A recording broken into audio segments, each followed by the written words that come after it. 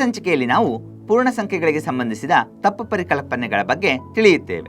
ಈ ಪರಿಕಲ್ಪನೆಗೆ ಸಂಬಂಧಿಸಿದಂತೆ ವಿದ್ಯಾರ್ಥಿಗಳು ಕೆಲವು ತಪ್ಪುಗಳನ್ನು ಮಾಡುವ ಸಾಧ್ಯತೆ ಇರುತ್ತದೆ. ಆ ಕೆಲವು ತಪ್ಪುಗಳನ್ನು ಈ ಕೆಳಕಂಡಂತೆ ಪಟ್ಟಿ ಮಾಡಲಾಗಿದೆ.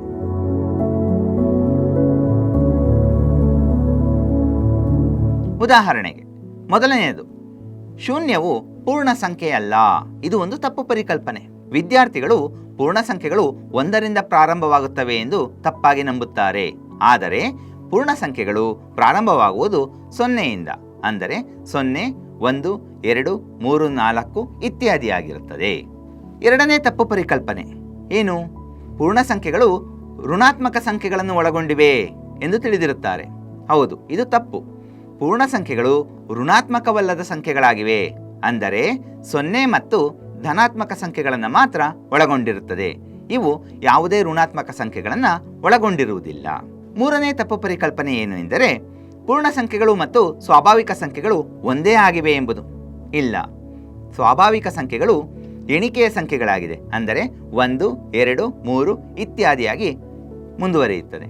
ಆದರೆ ಪೂರ್ಣ ಸಂಖ್ಯೆಗಳು 0ಯಿಂದ ಪ್ರಾರಂಭವಾಗುತ್ತವೆ. ನಾಲ್ಕನೇ ತಪ್ಪು ಪರಿಕಲ್ಪನೆ ಏನೆಂದರೆ ದಶಮಾಂಶಗಳು ಹಾಗೂ ಭಿನ್ನರಾಶಿಗಳು ಪೂರ್ಣ ಸಂಖ್ಯೆಗಳಾಗಿರಬಹುದು ಎಂಬುದು. ಪೂರ್ಣ ಸಂಖ್ಯೆಗಳು ಭಿನ್ನರಾಶಿ ಅಥವಾ ದಶಮಾಂಶ ಸಂಖ್ಯೆಗಳಾಗಿರುವುದಿಲ್ಲ.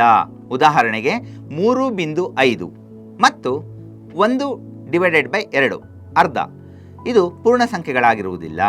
ಕೊನೆಯ ತಪ್ಪು ಪರಿಕಲ್ಪನೆ ಏನೆಂದರೆ ಎಲ್ಲ ಪೂರ್ಣ ಸಂಖ್ಯೆಗಳು ಸಮಸಂಖ್ಯೆಗಳಾಗಿವೆ.